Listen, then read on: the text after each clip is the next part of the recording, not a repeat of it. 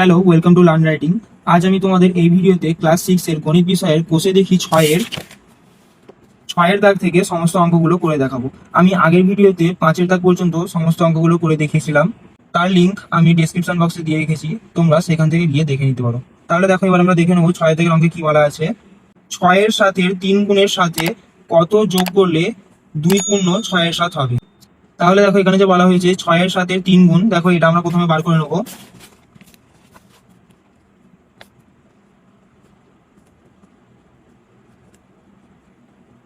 6-এর সাথে 3 গুণ সমান 6-এর 7 গুণিত 3। এরপর দেখো, এটাকে আমরা কিভাবে লিখতে পারি। 6-এর 7 গুণিত, দেখো এই 3-এর নিচে কিছু নেই, মানে কোনো সংখ্যার নিচে কিছু না থাকা, মানে সেখানে আমরা 1 লিখতে পারি।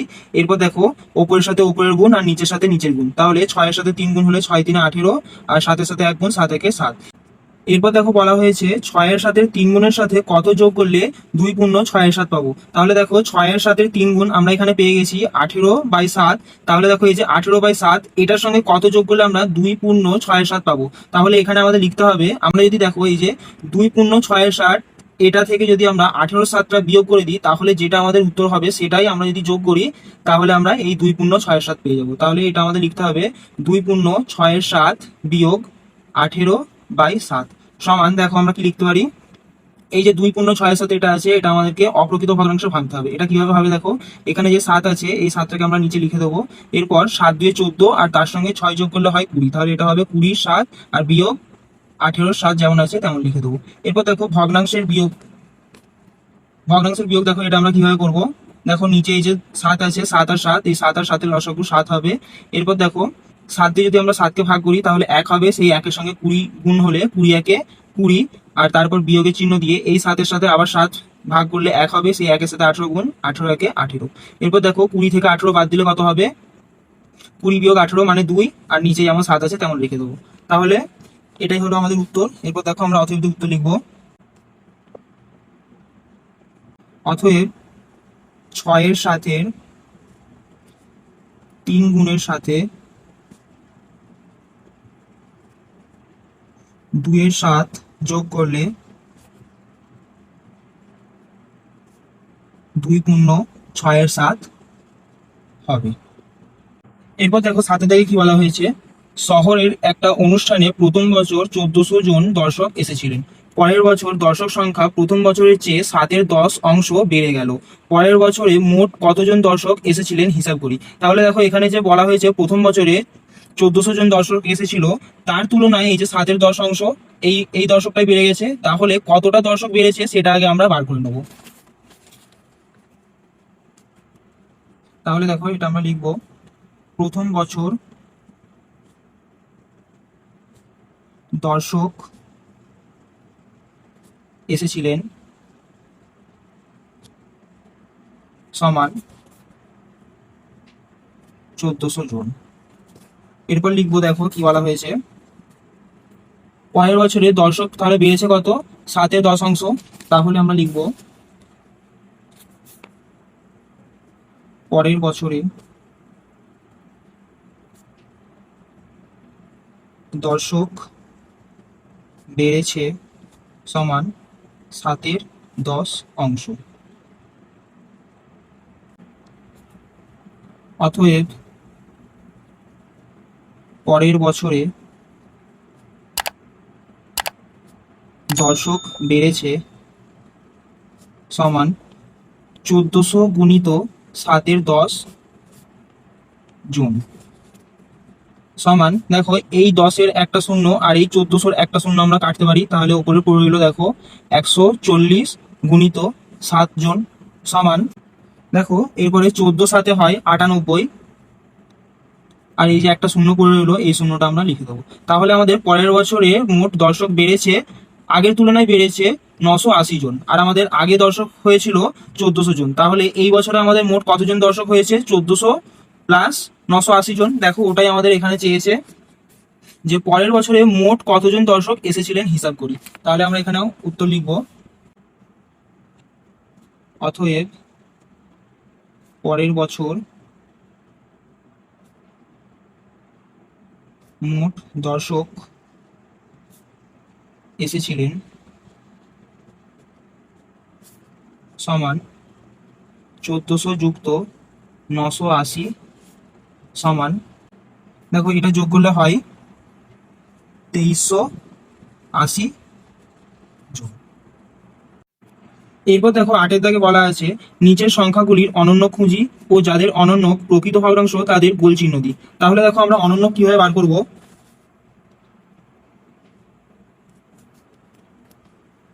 দেখো এখানে দেওয়া আছে 7/5। দেখো এই যে 7/5 একটা ভগ্নাংশ দেওয়া আছে, এই 7/5 কে আমরা এই 7/5 দিয়ে আমরা 1 কে ভাগ করব।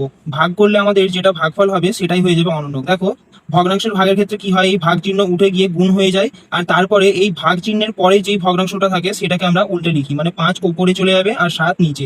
এরপর 1-এর সাথে 5-এর সাথে গুণ হলে 5-এর সাথে পড়ে থাকবে, এটাই হবে আমাদের 7/5 অনন্য। অর্থাৎ সহজভাবে বললে 7/5 যেটা আছে সেটাকে আমরা উল্টে লিখে দিলে তার অনন্য হয়ে যাবে। তাহলে আমরা এখানে লিখতে পারি অতএব 7/5 অনন্যক সমান 5/7। এরপর দেখো এখানে বলা হয়েছে যাদের অনন্য প্রকৃত ভগ্নাংশ তাদের গোল চিহ্ন দিই। তাহলে দেখো প্রকৃত ভগ্নাংশ কাকে বলে।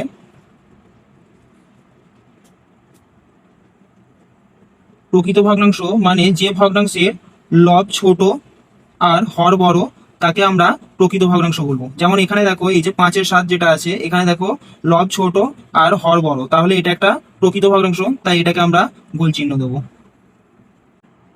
এরপর 2-এর দাগে আছে 1/3। দেখো 1/3 অনন্যক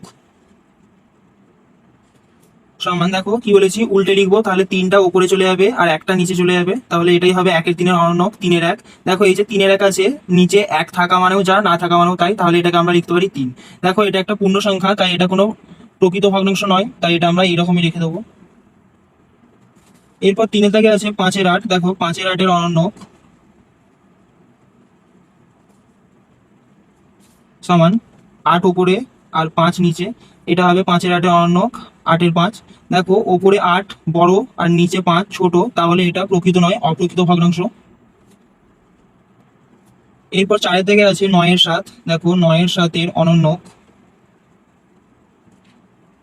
সমান নিচে 7 আছে সেটা উপরে আর উপরে 9 আছে সেটা নিচে, মানে 9/7 অনন্যক 7/9।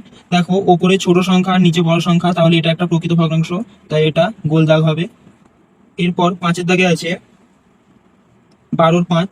দেখো 12/5 অনন্যক সমান 5/12। দেখো এটাও একই রকম, ওপরে ছোট আর নিচে বড়, তাহলে এটাও একটা প্রকৃত ভগ্নাংশ। এরপর দেখো 6-এর দাগে আছে 5/8। দেখো 5/8 অনন্যক সমান 8/5। দেখো ওপরে 8 বড় সংখ্যা আর নিচে 5 ছোট সংখ্যা, তাই এটা একটা অপ্রকৃত ভগ্নাংশ। এরপর দেখো 7-এর দাগে আছে 1/8। 1/8 অনন্যক সমান, দেখো এটাকে আমরা কি লিখতে পারি, উপরে 8 আর নিচে 1। এরপর এটাকে আমরা সমান দিয়ে লিখতে পারি সমান 8। তাহলে দেখো 8 এটা একটা পূর্ণ সংখ্যা, তাই এটা এইরকমই রয়ে যাবে। এরপর দেখো 9 দিয়ে কি বলেছে, কোন সংখ্যার অনন্যক সেই সংখ্যার সমান। তাহলে দেখো এটা আমরা কিভাবে করতে পারি। 9, দেখো এটার উত্তর হবে 1, কারণ দেখো 1কে আমরা এইভাবে লিখতে পারি 1/1। এবার যদি আমরা এটাকে আবার উল্টে লিখি তাহলেও কিন্তু সেই 1/1ই হয়।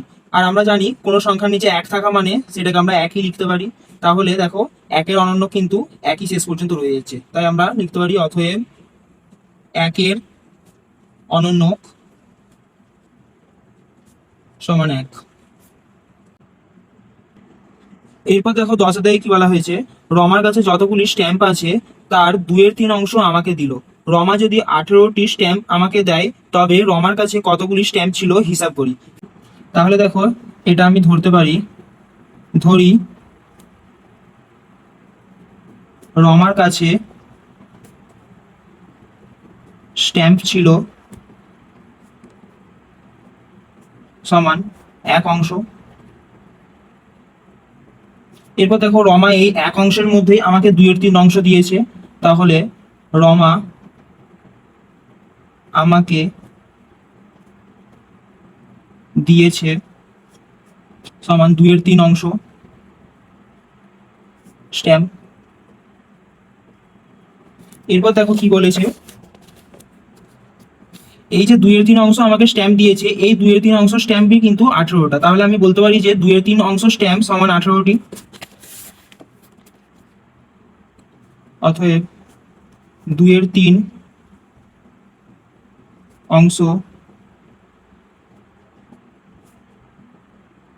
স্ট্যাম্প সমান 18টি। এরপর দেখো রমার কাছে ছিল কিন্তু 1 স্ট্যাম্প, সেখান থেকে আমাকে দিয়েছে 2/3 স্ট্যাম্প। তাহলে রমার কাছে ছিল 1, এই 1টাই আমাদেরকে বার করতে হবে। অতএব 1 স্ট্যাম্প সমান, এবার দেখো 2/3 সবসময় মনে রাখবে এটা একটা অপ্রকৃত ভগ্নাংশ। এই অপ্রকৃত ভগ্নাংশ 1-এর থেকে সবসময় ছোট। তাহলে আগের তুলনায় আমাদের এখানে 1 বেড়েছে, তাহলে সমানের এইদিকেও এই যে 18 আছে, এই 18টাও আমাদের আগের তুলনায় বাড়বে। তার জন্য আমাদের এখানে এই যে অপ্রকৃত ভগ্নাংশ যেটা আছে সেটা সমানের এইদিকে আমাদের উল্টে লিখতে হবে, মানে 3টা ওপরে আর 2টা নিচে চলে যাবে, এতটি। এরপর দেখো এই 2 দিয়ে যদি আমরা 18কে কাটি, 2 9 হয় 18, তাহলে উপরে পড়ে রইল 9 গুণিত 3টি সমান 27টি। তাহলে দেখো আমরা এটা লিখতে পারি, অতএব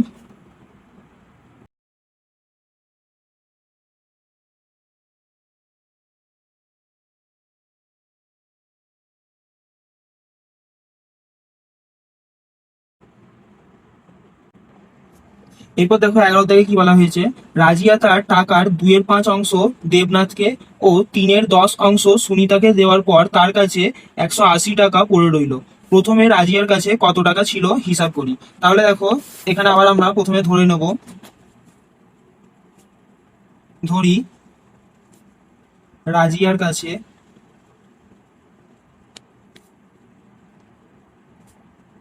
টাকা ছিল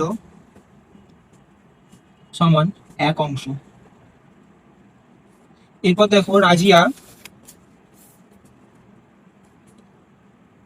2/5 দেবনাথকে আর 3/10 সুনিতাকে দিয়েছে। তাহলে আমরা এখান থেকে লিখতে পারি,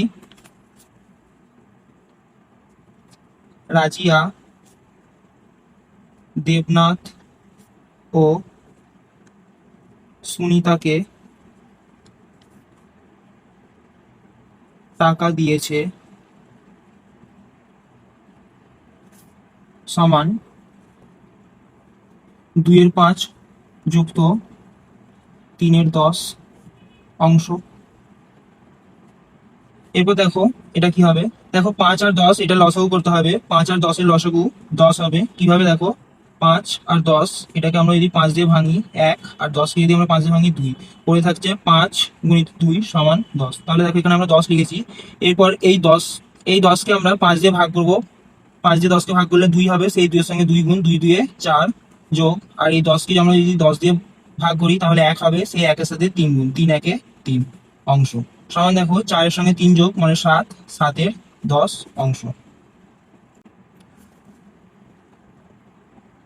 তাহলে দেখো রাজিয়া দেবনাথ আর সুনিতাকে মোট তার 1 টাকার 7/10 দিয়ে দিয়েছে। তাহলে রাজিয়ার কাছে কত টাকা পড়ে আছে, রাজিয়ার কাছে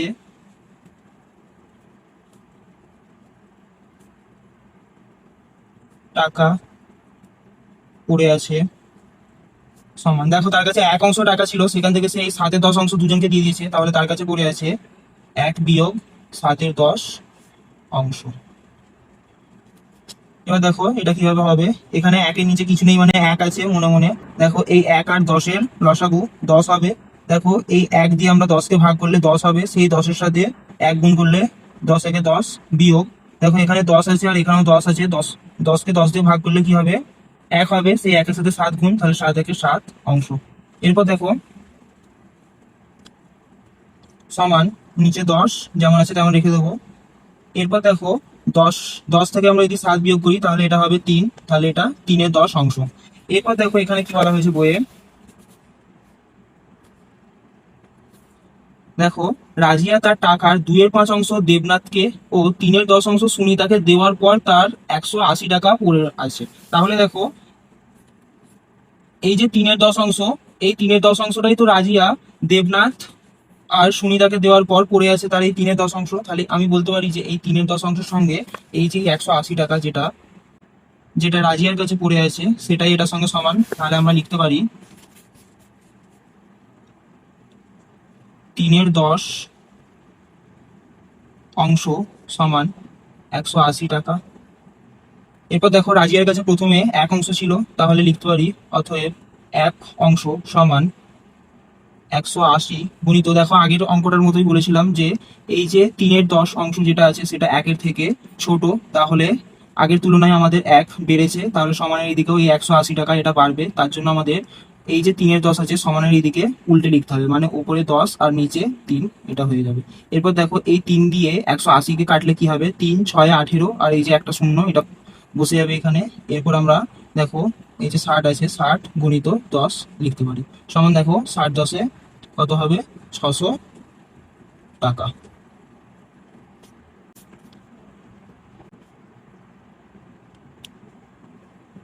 প্রথমে রাজিয়ার কাছে 600 টাকা ছিল। এরপর দেখো 12 থেকে কি বলা আছে, মান খুঁজি। দেখো এই যে ভগ্নাংশের ভাগগুলি দেওয়া হয়েছে, এই সমস্ত ভগ্নাংশের ভাগগুলির আমাদের মান খুঁজতে হবে। তাহলে দেখো একের দিকে কি আছে, 15/5/3। দেখো এটাকে আমরা এইভাবে লিখতে পারি, প্রথমে 15, এরপর দেখো ভগ্নাংশ যদি ভাগ থাকে তাহলে সেই ভাগের চিহ্ন উঠে যায়, উঠে গিয়ে এরপরে যে ভগ্নাংশটা থাকে সেই ভগ্নাংশটা পুরোপুরি উল্টে যায়, মানে নিচে যে 3 আছে সেই 3টা ওপরে আর ওপরের 5টা নিচে চলে আসবে। এরপর দেখো এই 5 দিয়ে আমরা এই 15-কে কাটতে পারি, তাহলে 5 3-এ 15। দেখো উপরে এখানে 3 আর এই 3 পড়ে আছে, তাহলে এটা 3 গুণিত 3 হয়ে যাবে, আর নিচে কিছুই নেই, তাহলে 3 3-এ 9। অতএব নির্ণেয় মান সমান 9। এরপর দেখো 2-এর দেখো একই রকম, প্রথমে 14 আছে, এরপর দেখো ভাগের চিহ্ন, এই ভাগের চিহ্নটা গুণ চিহ্ন হয়ে যাবে, আর তারপর যে 7-এর 2 আছে এটা উল্টে 2-এর 7 হয়ে যাবে।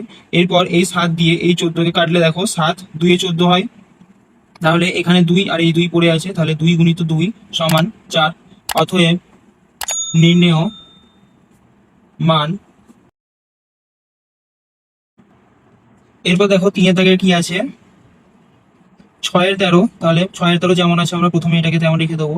এরপর দেখো ভাজিত দিয়ে এই যে 3 আছে, এই 3টাকে আমরা এইভাবে লিখতে পারি 3/1, কোনো সংখ্যার নিচে কিছু নেই মানে সেখানে 1 আছে। এরপর দেখো 6-এর 13 প্রথম ভগ্নাংশ যেমন আছে তেমনই রয়ে যাবে। এরপর আমরা এই ভাগের চিহ্নটাকে গুণ চিহ্ন করব, আর এই যে 3-এর 1 আছে এটাকে উল্টে 1-এর 3 লিখবো। এরপর দেখো নিচের এই 3 আর এই 6 কাটবে, তাহলে 3 2-এ 6, তাহলে দেখো এখানে 2 আছে আর এখানে 1 আছে, তাহলে 2 1-এ 2 হয়, আর নিচে আছে 13, এটা বসে যাবে, তাহলে এটাই আমাদের উত্তর। অতএব নির্ণেয় মান সমান 2-এর 13। এরপর দেখো 4-এর দাগে আছে 12-র 19 ভাজিত 6, এটাও একই রকম, 12-র 19 যেমন আছে তেমন রেখে দেবো। এরপর ভাজিত চিহ্ন দিয়ে 6 এর নিচে কিছু নেই মানে 1 লিখতে পারি। এরপর 12/19 গুণিত, দেখো এই 1টা উপরে চলে যাবে আর 6টা নিচে, তাহলে 1-এর 6। এরপর দেখো এই 6 দিয়ে 12-কে কাটাকুটি করা যাবে, 6 2-এ 12 হয়, তাহলে উপরে 2 আর নিচে 19, তাহলে অতএব নির্ণেয় মান সমান 2-এর 19। এরপর দেখো 5-এর দাগে আছে 5 পূর্ণ 1-এর 5, তাহলে যে পূর্ণ সংখ্যা এটাকে আমরা ভাঙবো। প্রথমে দেখো 5 নিচে যেমন আছে তেমন রেখে দেবো, এরপর এই 5-এর সাথে 5 প্রথমে গুণ, তারপরে এই 1 যোগ, তাহলে 5 5-এ 25, তার সঙ্গে 1 যোগ মানে 26। এরপর ভাজিত চিহ্ন দিয়ে যেমন আছে 13/2 এটাকে আমরা লিখে দেবো। এরপরের লাইনে 26/5 যেমন আছে তেমন রাখবো, এরপর এই ভাগের চিহ্নটা এটা গুণ হয়ে যাবে, আর এই যে 13/2 যেটা আছে সেটা উল্টে 2/13 হয়ে যাবে। তাহলে দেখো 13 দিয়ে আমরা যদি 26-কে কাটাকুটি করি এটা হয়ে যাবে 2, তাহলে উপরে আছে 2 আর 2, তাহলে 2 2 এটা হয়ে যাবে 4, আর নিচে হবে 5, তাহলে আমরা এটা লিখতে পারি। অতএব নির্ণেয় মান সমান 4/5। এরপর দেখো 6-এর দাগে আছে 2 পূর্ণ 2-এর 5 ভাজিত 1 পূর্ণ 1-এর 5, তাহলে এই যে পূর্ণ ভগ্নাংশ যেটা আছে এটাকে আমরা প্রথমে ভাঙবো, নিচে যেমন 5 আছে তেমন 5টাকে রেখে দেবো, তারপর এই 5-এর সাথে 2 গুণ, তারপর সেটার সঙ্গে 2 যোগ, তাহলে 5 দিয়ে 10, তার সঙ্গে 1 যোগ মানে 2 যোগ মানে 12। তারপর ভাজিত এই যে 1 পূর্ণ 1-এর 5 আছে এটাকে যদি আমরা পূর্ণ সংখ্যায় যদি ভগ্নাংশ নিয়ে যাই তাহলে কি হবে, দেখো নিচে 5 বসবে, তারপর 5 একে 5 আর তার সঙ্গে 1 যোগ, মানে এটা হয়ে যাবে 6। এরপর দেখো এটা কি হবে, 12/5 যেমন আছে তেমন রয়ে যাবে। এরপর এই ভাগের চিহ্নটা গুণ চিহ্ন হয়ে যাবে, আর এই যে 5 আছে এই 5টা উপরে আর এই 6টা নিচে চলে আসবে। এরপর দেখো এই যে 5 আর এই 5, 5 5 কেটে যাবে, আর এই 6 দিয়ে এই 12কে কাটলে দেখো 6 2 হয় 12, তাহলে এখানে আমাদের উত্তর হয়ে যাবে 2। অতএব নির্ণেয় মান সমান 2। এরপর দেখো 7-এর দাগে আছে 4 পূর্ণ 3-এর 7 ভাজিত 3 পূর্ণ 2-এর 7। দেখো এটাকে আমরা কিভাবে করব, প্রথমে এই যে পূর্ণ ভগ্নাংশ যেটা আছে এটাকে আমরা অপ্রকৃত ভগ্নাংশে নিয়ে যাব। তাহলে নিচে যেমন 7 আছে যেমন রাখলাম। এরপর দেখো 7-এর সাথে 4 গুণ প্রথমে, তাহলে 7 4 28, আর তার সঙ্গে 3 যোগ মানে 28, আর তার সঙ্গে 3 যোগ মানে 31। এরপর ভাগের চিহ্ন দেবো দিয়ে, এরপরে দেখো 3 পূর্ণ 2-এর 7 আছে, তাহলে নিচে যেমন 7 আছে তেমন রাখলাম। এরপর 7 তার সঙ্গে 3 গুণ, তার মানে 7 3 21, আর 21-এর সাথে আবার 2 যোগ, তার মানে এটা হয়ে যাবে 23। এরপর দেখো এটা কি হবে, 31-এর 7 যেমন আছে তেমন রেখে দেবো। এরপর এই যে ভাগের চিহ্ন আছে এটাকে আমরা গুণের চিহ্ন দেবো দিয়ে, এই যে 7 এই 7টা উপরে চলে যাবে, উপরে লিখবো, আর এই 23টাকে উপরে 23টাকে আমরা নিচে লিখবো। এরপর দেখো এই 7 আর এই 7 কেটে যাবে, দেখো উপরে তাহলে পড়ে আছে 31 আর নিচে পড়ে আছে 23। এরপর দেখো এটাকে আমরা ভাগ করে মিশ্র ভগ্নাংশ নিয়ে যাব, তাহলে 23 একে 23, দেখো 23 31 থেকে 23 বিয়োগ করলে এটা হবে 8, তাহলে এটা আমাদের উত্তর হয়ে যাবে 1 পূর্ণ 8-এর 23 সমান 1 পূর্ণ 8-এর 23। অতএব নির্ণেয় মান সমান 1 পূর্ণ 8-এর 23। এরপর দেখো 13 দাগে কি বলা হয়েছে, ঠিক উত্তরটি খুঁজে দাগ দিই। দেখো এই দাগে কি আছে, 3-এর 4-এর মধ্যে 1-এর 16 কতবার আছে হিসাব করি। দেখো এখানে কিছু অপশন দিয়ে দেওয়া হয়েছে, আমাদেরকে হিসাব করে এই অপশনগুলোর মধ্যে কোনটা উত্তর সেটা বলতে হবে। তাহলে দেখো এটা কিভাবে হবে, দেখো এখানে যে বলা হয়েছে 3-এর 4-এর মধ্যে 1-এর 16 কতবার আছে, এটা আমরা কিভাবে পেতে পারি। দেখো একটা উদাহরণ দিয়ে বলছি। মনে করো বলা হলো 12 এর মধ্যে 3 কতবার আছে।